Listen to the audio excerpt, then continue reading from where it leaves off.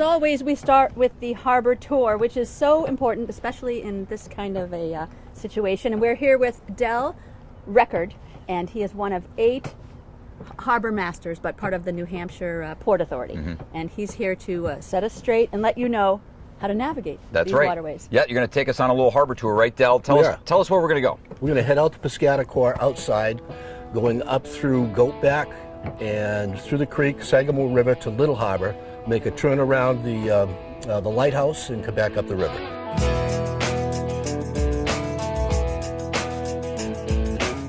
So we're basically going to be doing a circle starting here at Prescott Park, going south, and then making a big loop, and then coming up the river. Yep, back here. Big loop around the river. So we just starting the harbor tour. We just left Prescott Park, and we're heading south and about to go under this bridge over here.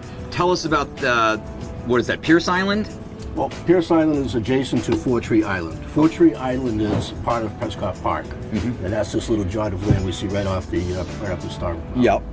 Around 1789, Charles Gray bought Four Tree Island for $40. And on the island, he built this huge dance hall to entertain the thousands of sailors who were coming across the river at the time. Coming into the back channel, this is the Pierce Island Bridge. We're going to sneak up through the back channel here and head out to Sagamore River.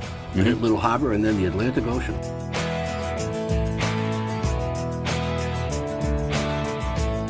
This is the back channel. Okay. So a nice area to kayak and paddleboard. Yep. But And lobster. Look at all the lobster. oh yeah, traps right. You out got to here. pick your way through these lobster traps. Absolutely. Coming up the back channel takes us to the intersection of Sagamore River, which runs inland, and then Little Harbor right underneath the bridge. Is there a restaurant or anything up that way? BG's is right up around the corner.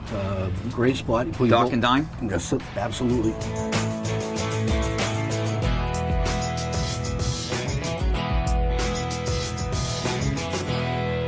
Well, we're here at the mouth of the Piscataqua. This is not your easy, no-brainer navigation into a harbor. Always a challenge. Always a challenge. Well, so, first of all, tell us about the current in this river. It's pretty significant, right? The Piscataqua River has the 3rd strongest navigable current in the world.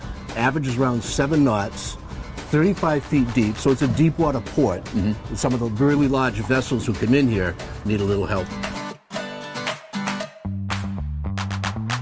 So what's this large, white, tall structure behind us? Portsmouth Light, sometimes called Newcastle Light, right in front of Fort Constitution, used to be called Fort William and Mary.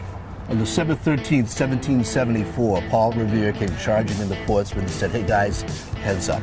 The British aren't coming, but you need to know that King George III is really upset with you about that riot you had over the Stamp Act, and as a result, he's putting an embargo on gunpowder and shot." John Langdon, a patriot, said, "Not on my watch." So he collected a bunch of guys and out of the veil of darkness approached the fort, guarded by 6 British soldiers. In the raid, they took 100 barrels of gunpowder, small arms, and cannon, rode them upriver, where they were later used in the Battle of Bunker Hill. First recorded naval attack in the history of the United States, before we had the United States and before we had a Navy. So, got a public fuel dock here, right? Yeah, Portsmouth Yacht Club, that's correct. Okay. They have some commercial moorings for hire for those boats that want to come in for short term. They can fuel up here and get to town. Tell us about the prison. I mean, it's amazing. The structure looks like it's a castle. It does. It was meant to be forbidding. It's kind of designed after Alcatraz. It's on an island with a very strong current. It is the largest poured concrete building in the world. is it really? Right now we're going past the Portsmouth Naval Shipyard. You know how I know that, right? How do you know that, Tom? Well, because it's written as big as day over there. I heard it on was established in 1800, though. The cool thing about it is that the shipyard has made the transition from sail to nuclear power. They remodeled, retrofit, and fueled nuclear submarines. Well, we've closed the loop, and we are back here at Prescott Park.